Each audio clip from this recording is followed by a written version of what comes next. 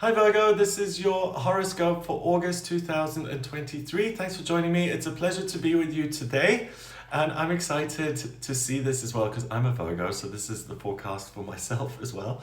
So, what's happening this month? What I'm going to do in this video is I'm going to have a look at what the planets are doing in August 2023, how they interact with one another, and how the energy they create amongst themselves is going to influence you guys in August 2023. And the idea behind these horoscopes is to see what good energy is coming in and how you can kind of lean into that to make the most of it, and how to avoid some of the potential challenges or problems or issues. So the first thing to know here in August is that Venus, the planet of love and beauty and creativity, that's in retrograde. And it's been in retrograde from the 22nd of July and will stay in retrograde until the 3rd of September. So the general rule of thumb with Venus retrograde is that when this planet, it does appear to go backwards, be very careful around starting new romantic relationships, launching new businesses, anything that you really care about and something that's near and dear to your heart. Venus is at 26 degrees in Leo and it's in your 12th house of spirituality. So it's kind of complicated for Virgos because it also sits next to Black Moon Lilith, the transiting midheaven, and the Sun, all in Leo in the 12th house of spirituality and really what's going on for you. So it's interesting because what this Venus retrograde may do is it may change your perception of what your role is in your own life. You know, a lot of people assign certain purposes to themselves. Like, my job in life, for example, is to take care of my children. Or my job in life is to help humanity. Or my job in life is to be someone who's creative. And those kind of things stem from a particular worldview and a sense of self, right? So if my job is to help humanity, then I must feel like I've got information that's useful to contribute and that I am selected to go out there and share this information, as an example, right? What really is interesting during this Venus retrograde, as far as I'm concerned, is that you're going to question the nature of your identity, who you are, what your purpose here is, and what you're all about. And that's a really good opportunity because most of us don't really do that. Most of us do that if we're in kind of duress, if we're in a difficult position in life where something no longer works and it's like, oh no, I'm going to have to move or change jobs or whatever it is. Maybe I need to rethink certain things. And without the actual trigger things that I just mentioned there, the placement of these planets to me says that you're going to question what it is that makes life worth living, what you're excited about, what you feel you're good at, what you're passionate about, your connection with source, your belief, your faith as such, and all of these things which really give you the fundamental building blocks to who you are. Those are in question. So that's kind of interesting because I feel like you're going through this process of inner transformation and you're discovering new things about yourself. That's really positive. Like I said, most of us don't do that all the time because it's not so comfortable. So the fact that we're doing this here in August is great because it'll yield a lot of beneficial results and information. The one thing not to do is to make big changes during this time because you're transforming internally. Don't necessarily echo that in the real physical world. Instead, I think it would be easier and it would make August easier to keep things, if possible, pretty much as they are in terms of your home life, in terms of your working life, and to allow yourself time and space to go through this process of personal discovery. You know, if there's a lot of noise externally, it's a distraction. So that's all I'm saying. Try and keep the outer world distractions to a minimum so that you can make the most of this process of rebirth, rediscovery. It's kind of like the phoenix rising from the ashes. That's the vibe I get via this Venus in retrograde. So that's really interesting. If there are things about you as an individual that you don't necessarily like or that you feel you can't make peace with, this is a time to kind of re-examine those things and to see how you feel about them now. And also to ask Source, the universe, the higher realms, what is it that you want me to do here? Like, at this point in my life, I've been through all of this. I'm here right now in the present moment. What am I supposed to do moving forward? So Virgos, for you guys, this August is quite a profound and deep one. So I don't know if you were expecting all that, but it's really the opportunity to kind of arise from the ashes and to be reborn into this phoenix that you absolutely love and adore and that you've always wanted to be. Wow, okay. On the 1st of August, we have a full moon in Aquarius, and that happens in your 6th house of work and daily routine and health and structure. And the moon is the way you feel. In Aquarius, it's in an air sign, it's the sign of the water bearer, and it's interested in being of service to humanity.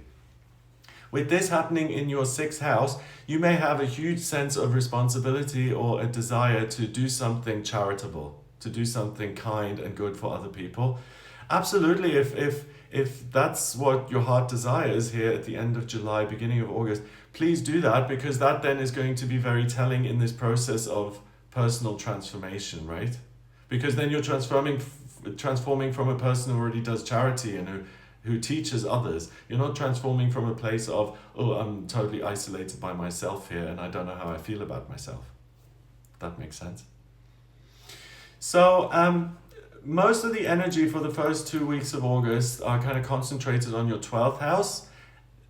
Your spiritual being, your sense of what is the big picture here, what is the meaning of my existence, of my life. And then the first house of self, which is much more in the real physical world. What I'm looking at is your chart, which is like a wheel, and the chart has 12 houses, right? The first house is sunrise, it's I am born, I'm going into the world. Second house is the physical, so I'm plucking some fruits from the tree so I can eat and survive in this world. And then it goes round and round and round, and by the time it goes to the 12th, it's about, I've lived my life, I'm now looking at the next life, the spiritual truth of everything, and I've become very philosophical because all my needs have been met, I've lived my life, so I can dream and I can get ready for the next assignment, right?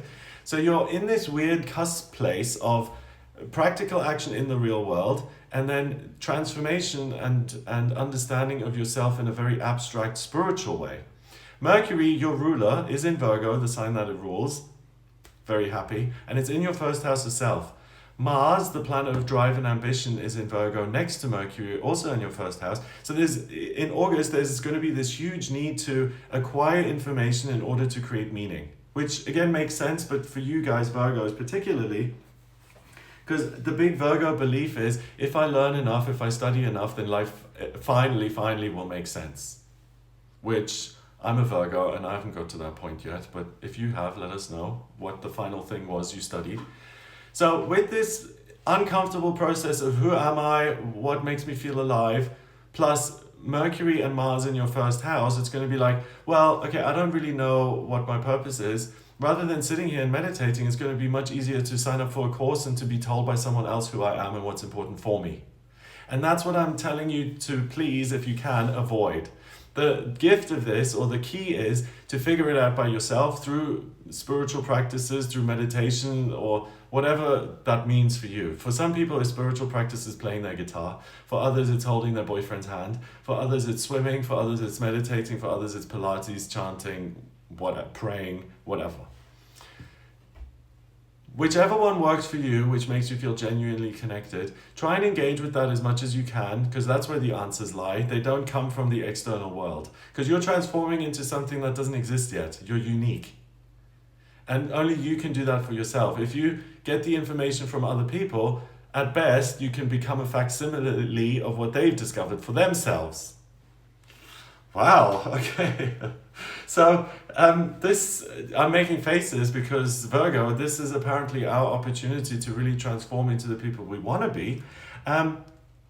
So that continues. Then we have on the 16th of August, we have a new moon, which is when the moon goes pitch black and it pulls lots of energy in to get the energy for its next 28-day cycle. And it's a new moon in Leo. It happens in your 12th house again. So it reminds me of Sagittarius. Sagittarius is the only fire sign that happens in the winter, right? In December, astrology being based on the northern hemisphere. So it's this tiny little flame all on its own in the snow. And that's what this August is for you. This new moon in Leo, this inner flame, this I am, just that statement, I am, full stop. I am, and how am I going to take this light and shine it out into the world? That's the question. So the spiritual preciseness and you wanting to discover your own spiritual truth, that desire gets even stronger as the month progresses with this new moon in Leo, and continues until the 23rd of August when Mercury, your ruler, now goes retrograde. So with Mercury going retrograde, the search for personal understanding really comes to an end, because in the last week of August, the messages you get now aren't going to be as crystal clear and aren't going to be as accurate. So my recommendation would be to do all this inner work for the first 3 weeks of August, and then to be more practical in the last week of August, to apply some of these things you've learned, to test them out, to try them out, or to decompress by travel. What I mean is decompress by going on some trips in a practical sense. So instead of the spiritual trips via meditation, go to the beach, or go on a hike, or go see something that exists in the physical world, because it's now about taking this information that you've already gathered and putting it to good use. And the research room is now closed as of the 23rd of August, I would say. Because when Mercury appears to go backwards, you often misunderstand things or get the wrong idea or get the wrong information. So it's not helpful in the last week of August to keep kind of doing the research. On the 28th, we've got Uranus going retrograde. That's in your 9th, and Jupiter is next to it. So again, I think the pressure is off when it comes to the outside world prompting you to do things. So, like the boss saying, oh, we're going to have to transfer you to a different office and you'll have to move as a result. Or, I don't know, this course is in a different location. You're going to have to come here if you want to sign up. So major upheavals via institutions or other people in your life, that's very, very unlikely. End of August and moving into September. So not a lot of noise coming from that front. And then finally at the end of the month, 30th of August, we've got another full moon happening, and this one is in Pisces. It's the second full moon of the month, so it's known as a blue moon, right? Because it's super rare. And this blue moon is also a super moon. The moon is nearer to the Earth during this period than it's going to be at any other time in 2023. So the influence of the moon is going to be felt most acutely here in August. And it's a full moon in Pisces. Pisces is the sign which traditionally rules the 12th house, which is where all your fire energy has been concentrated the entire month. So this full moon in Pisces next to Saturn and Neptune now illuminates again your relationship that you have with yourself, and it may even unearth certain reasons why your relationships are complicated in certain ways or why they don't work.